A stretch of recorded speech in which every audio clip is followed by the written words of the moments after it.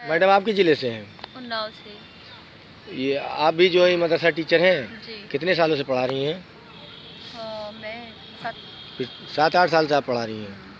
तो आपका भी पैसा नहीं मिला है? जी हाँ, सभी के साथ है, अगर इनका नहीं आया तो मेरा कहाँ से आएगा। सरकार कहती है सबका साथ सबका विकास। सरकार का दूसरा पहलू ये है कि सबसे वोट और कुछ विशेष वर्ग का शोषण, ये सरकार की नीति है, क्योंकि विकास के क्षेत्र से तो हम लोग बाहर ही हैं।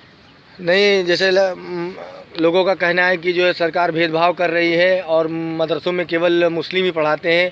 तो आप तो स्नेहलता आपका नाम है, आप तो हिंदू हैं, तो क्या आप ही पढ़ाती हैं या और भी हिंदू हैं मदरसों में? 40% हिंदू पढ़ाता है। तो फिर ऐसा भेदभाव क्यों हो रहा है आप लोगों के साथ में? ये तो सरकार ही बताए कि वो मुसलमानों को टारगेट कर रही है या हिंदू को टारगेट कर रही है। अगर हिंदुत्व की सरकार है तो हिंदुओं का ध्यान फिर क्यों नहीं दे रही है? और तो फिर उसमें हिंदू को दे देना चाहिए सैलरी और मुसलमान का शोषण करना चाहिए।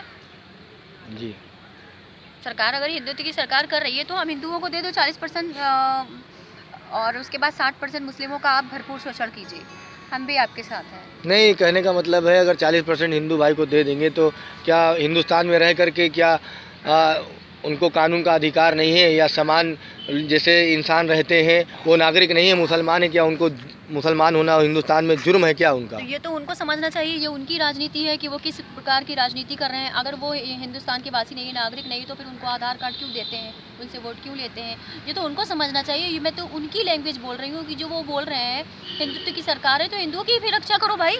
यानी कहने का मतलब केवल ये राजनीति है? बिल्कुल, ये खुली खुली राजनीति है। मदरसा के नाम पे आप सैलरी नहीं देते हो, क्यों नहीं देते हो?